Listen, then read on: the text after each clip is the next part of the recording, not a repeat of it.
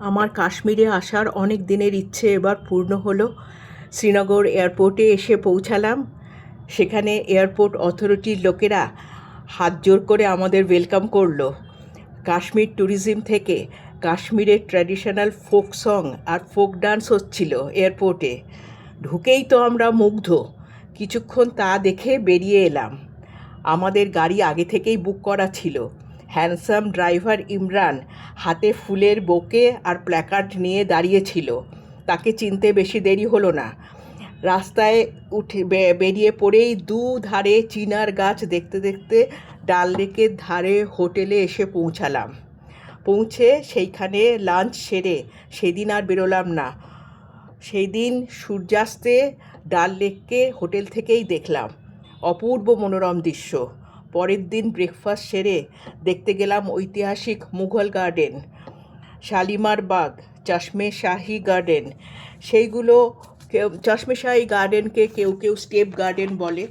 ধাপে ধাপে সাজানো সবুজ বাগান, রঙিন ফুল, প্রাকৃতিক ঝর্ণা, মানে সেখান থেকে দেখলাম শান্ত জলের বুকে শিকারা, ভাসমান শিকারা, আর মনোমুগ্ধকর ডাল লেক।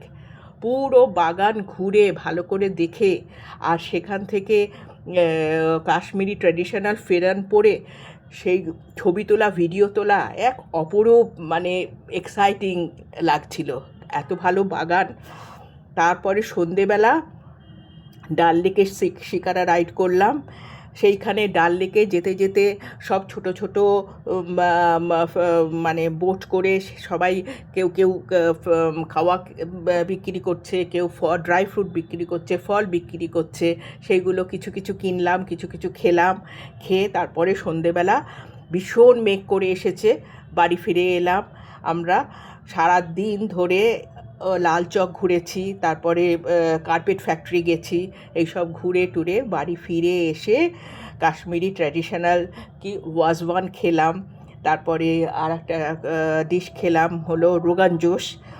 সেই সব খেয়ে সেই দিনটা রেস্ট করে পরের দিন আমরা বেরিয়ে পড়লাম গুলমার্গের পথে। দুধারে পাইন আর দেবদারু গাছ ঘেরা আঁকাবাঁকা রাস্তা ধরে এলাম গুলমার্গে।